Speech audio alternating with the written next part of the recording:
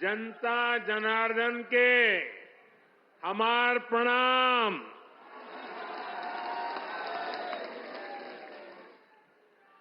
बाबा विश्वनाथ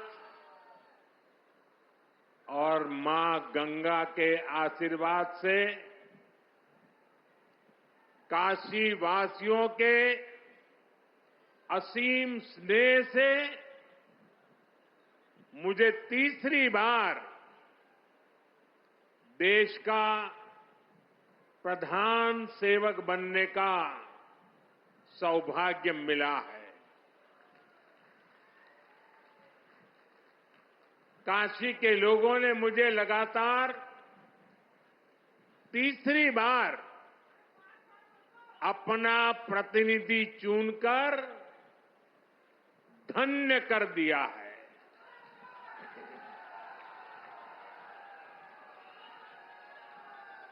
अब तो मां गंगा ने भी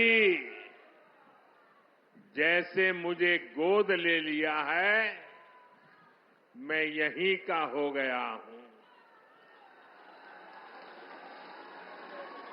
इतनी गर्मी के बावजूद आप सभी यहां बड़ी संख्या में आशीर्वाद देने आए और आपकी ये तपस्या देख करके सूर्य देवता भी थोड़ा ठंडक बरसाने लग गया। मैं आपका आभारी हूं, मैं आपका ऋणी हूं। साथियों, भारत में 18वीं लोकसभा के लिए हुआ ये चुनाव भारत के लोकतंत्र की विशालता को, भारत के लोकतंत्र के सामर्थ्य को, भारत के लोकतंत्र की व्यापकता को, भारत के लोकतंत्र की जड़ों की गहराई को दुनिया के सामने पूरे सामर्थ्य के साथ प्रस्तुत करता है। इस चुनाव में देश के 64 करोड़ से ज्यादा लोगों ने मतदान किया है। पूरी दुनिया में इससे बड़ा चुनाव कहीं और नहीं होता है, जहां इतनी बड़ी संख्या में लोग वोटिंग में हिस्सा लेते हैं। अभी मैं G7 की बैठक में हिस्सा लेने के लिए इटली गया था। G7 के सारे देशों के सारे मतदाताओं को मिला दे तो भी भारत के वोटर्स की संख्या उनसे 1.5 गुना ज्यादा है। यूरोप के तमाम देशों को जोड़ दें, यूरोपियन यूनियन के सारे मतदाताओं को जोड़ दें तो भी भारत के वोटर्स की संख्या उनसे 2.5 गुना ज्यादा है। इस चुनाव में 31 करोड़ से ज्यादा महिलाओं ने हिस्सा लिया है। ये एक देश में महिला वोटर्स की संख्या के हिसाब से पूरी दुनिया में सबसे ज्यादा है। ये संख्या अमेरिका की पूरी आबादी के आसपास है। भारत के लोकतंत्र की यही खूबसूरती, यही ताकत पूरी दुनिया को आकर्षित भी करती है, प्रभावित भी करती है। मैं बनारस के हर मतदाता का भी लोकतंत्र के एक उत्सव को सफल बनाने के लिए आभार व्यक्त करता हूं। ये बनारस के लोगों के लिए भी गर्व की बात है। काशी के लोगों ने तो सिर्फ एमपी नहीं, बल्कि तीसरी बार पीएम भी चुना है। इसलिए आप लोगों को तो डबल बधाई। साथियों, इस चुनाव में देश के लोगों ने जो जनादेश दिया है वो वाकई अभूतपूर्व है। इस जनादेश ने एक नया इतिहास रचा है। दुनिया के लोकतांत्रिक देशों में ऐसा बहुत कम ही देखा गया है कि कोई चुनी हुई सरकार लगातार तीसरी बार वापसी करे। लेकिन इस बार भारत की जनता ने ये भी करके दिखाया है। ऐसा भारत में 60 साल पहले हुआ था। तब से भारत में किसी सरकार ने इस तरह हैट्रिक नहीं लगाई थी। आपने ये सौभाग्य हमें दिया, अपने सेवक मोदी को दिया। भारत जैसे देश में जहां युवा आकांक्षा इतनी बड़ी है, जहां जनता के अथाह सपने हैं, वहां लोग अगर किसी सरकार को 10 साल के काम के बाद फिर सेवा का अवसर देते हैं तो ये बहुत बड़ी विक्ट्री है, बहुत बड़ा विजय है और बहुत बड़ा विश्वास है। आपका ये विश्वास मेरी बहुत बड़ी पूंजी है। आपका ये विश्वास मुझे लगातार आपकी सेवा के लिए, देश को नई ऊंचाई पर पहुंचाने के लिए कड़ी मेहनत करने की प्रेरणा देता है। मैं दिन रात ऐसे ही मेहनत करूंगा आपके सपनों को पूरा करने के लिए, आपके संकल्पों को पूरा करने के लिए मैं हर प्रयास करूंगा। साथियों, मैंने किसान, नौजवान, नारी शक्ति और गरीब, इन्हें विकसित भारत का मजबूत स्तंभ माना है। अपने तीसरे कार्यकाल की शुरुआत मैंने इन्हीं के सशक्तिकरण से की है। सरकार बनते ही सबसे पहला फैसला किसान और गरीब परिवारों से जुड़ा फैसला लिया गया है।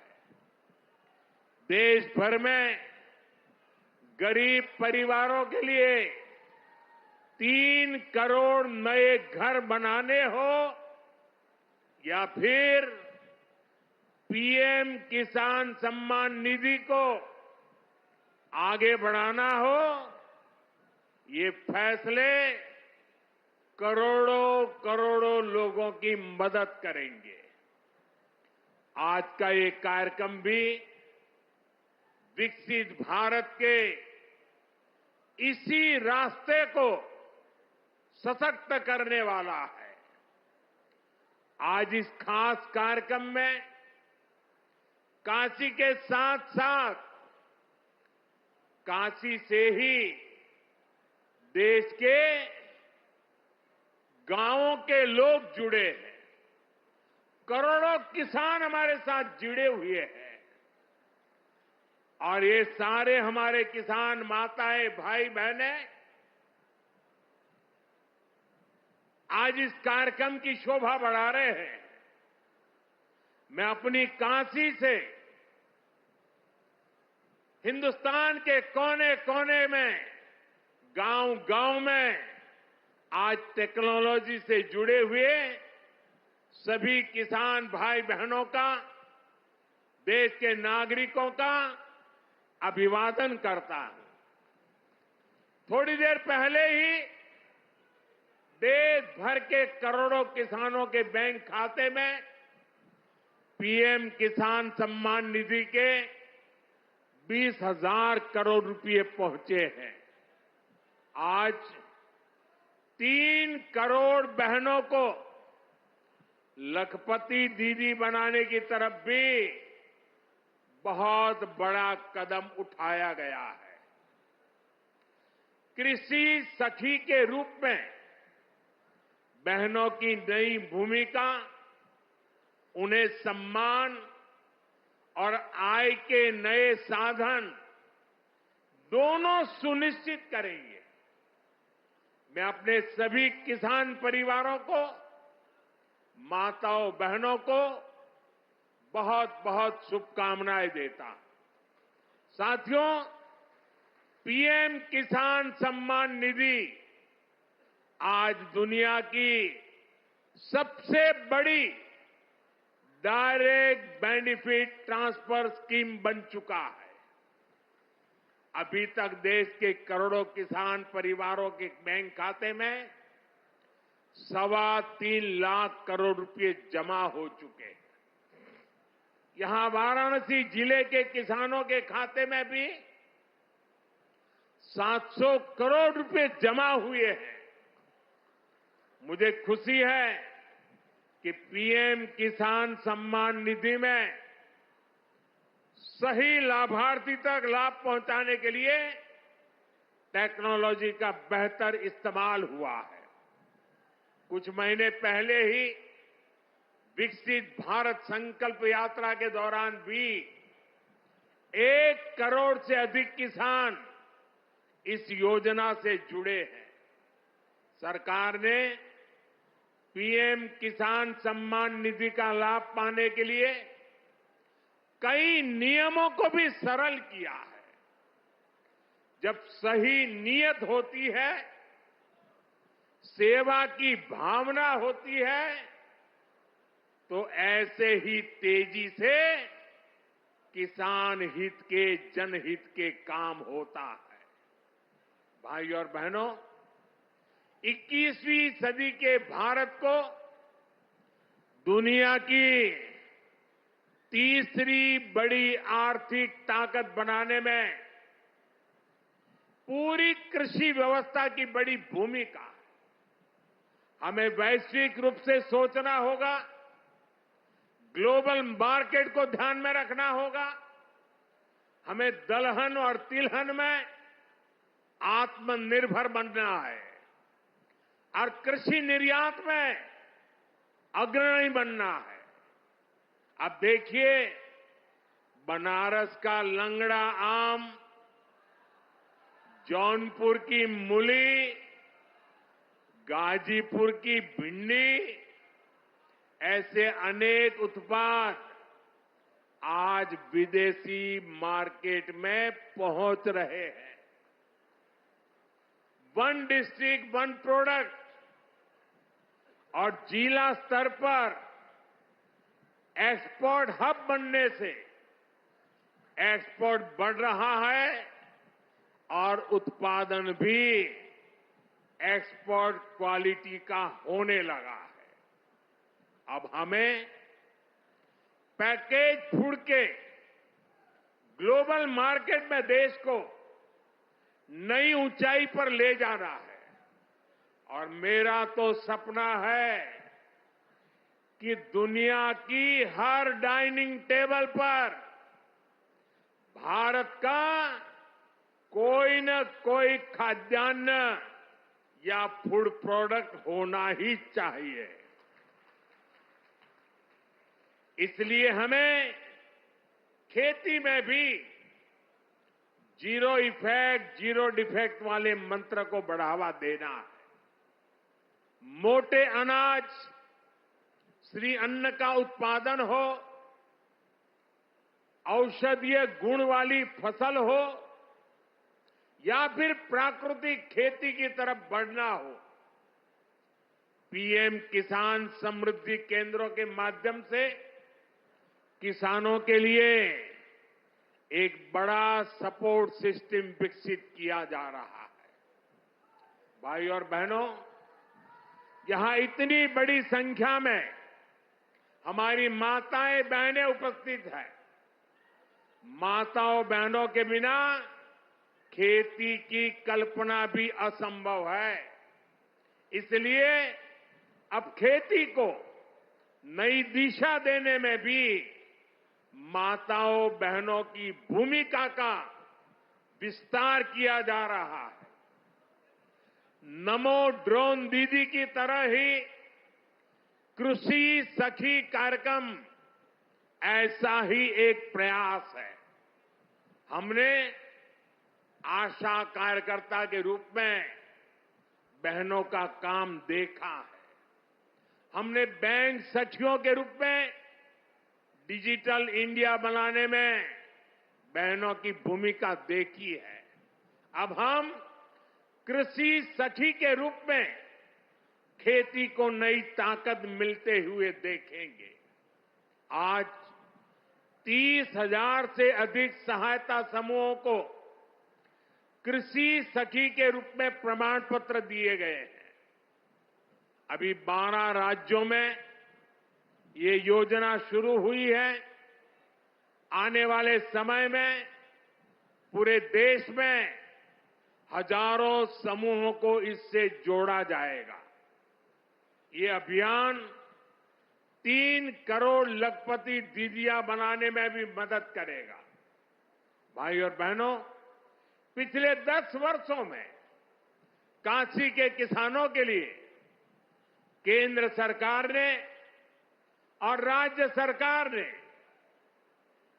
पिछले 7 साल से राज्य सरकार को मौका मिला है, पूरे समर्पण भाव से काम किया है। काशी में बनास डेयरी संकुल की स्थापना हो, किसानों के लिए बना पेरिसेबल कार्गो सेंटर हो, विभिन्न कृषि शिक्षा एवं अनुसंधान केंद्र हो या इंटीग्रेटेड पैक हाउस हो, आज इन सब के कारण काशी और पूर्वांचल के किसान बहुत मजबूत हुए हैं, उनकी कमाई बढ़ी है। बनास डेयरी ने तो बनारस और आसपास के किसानों और पशुपालकों का भाग्य बदलने का काम किया है। आज ये डेयरी हर रोज करीब 3 लाख लीटर दूध जमा कर रही है। अकेले बनारस के ही 14,000 से ज्यादा पशुपालक, ये हमारे परिवार इस डेयरी के रजिस्टर्ड हो चुके हैं।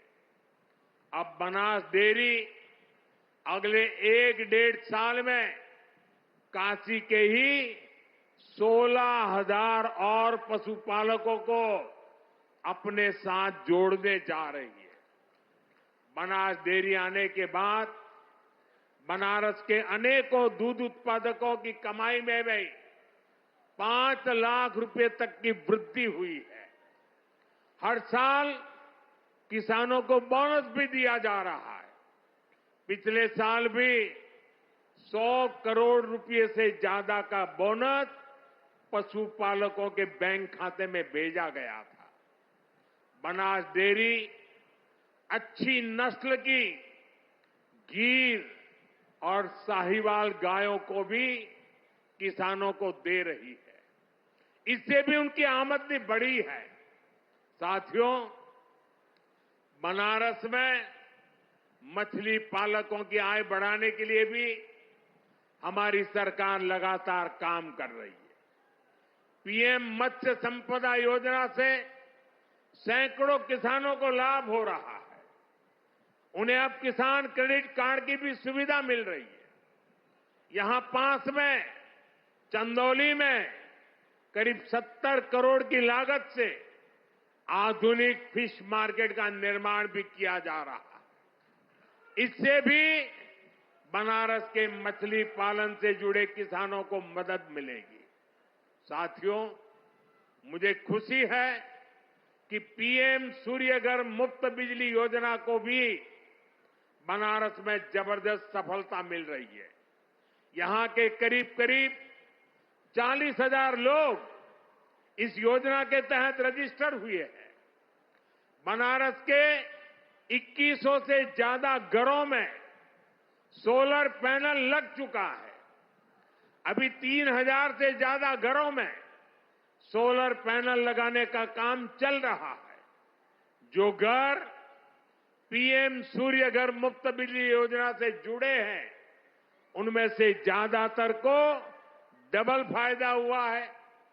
उनका बिजली बिल तो जीरो हो ही गया है, 2-3 हजार रुपये की कमाई भी होने लगी है। साथियों, बीते 10 सालों में बनारस शहर और आसपास के गांवों में कनेक्टिविटी का जो काम हुआ है, उससे भी बहुत मदद हुई है। आज काशी में देश के सबसे पहले सिटी रोपवे प्रोजेक्ट का काम अपने आखिरी पड़ाव तक पहुंच रहा है। गाजीपुर, आजमगढ़ और जौनपुर के रास्तों को जोड़ती रिंग रोड विकास का रास्ता बन गई है।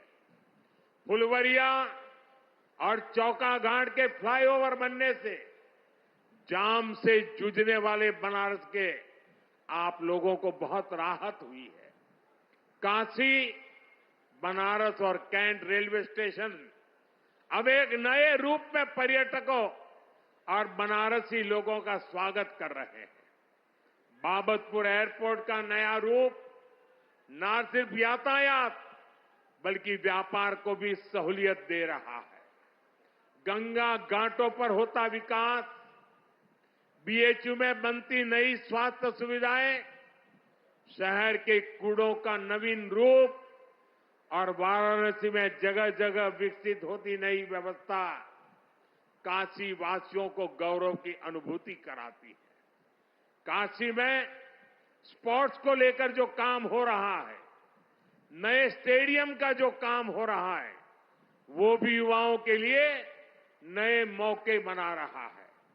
साथियों, हमारी काशी संस्कृति की राजधानी रही है। हमारी काशी ज्ञान की राजधानी रही है। हमारी काशी सर्व विद्या की राजधानी रही है। लेकिन इन सबके साथ साथ काशी एक ऐसी नगरी बनी है जिसने सारी दुनिया को ये दिखाया है कि हेरिटेज सिटी भी अर्बन डेवलपमेंट का नया अध्याय लिख सकती है। विकास भी और विरासत भी का मंत्र काशी में हर तरफ दिखाई देता है। और इस विकास से सिर्फ काशी का लाभ नहीं हो रहा, पूरे पूर्वांचल के जो परिवार काशी में अपने कामकाज और जरूरतों के लिए आते हैं, उन सभी को भी इन सारे कामों से बहुत मदद मिलती है। साथियों, बाबा विश्वनाथ की कृपा से काशी के विकास की ये नई गाथा अनवरत चलती रहेगी। मैं एक बार फिर देश भर से जुड़े सभी किसानों साथियों का, सभी किसान भाई बहनों का हृदय से अभिवादन करता हूं, बधाई देता हूं।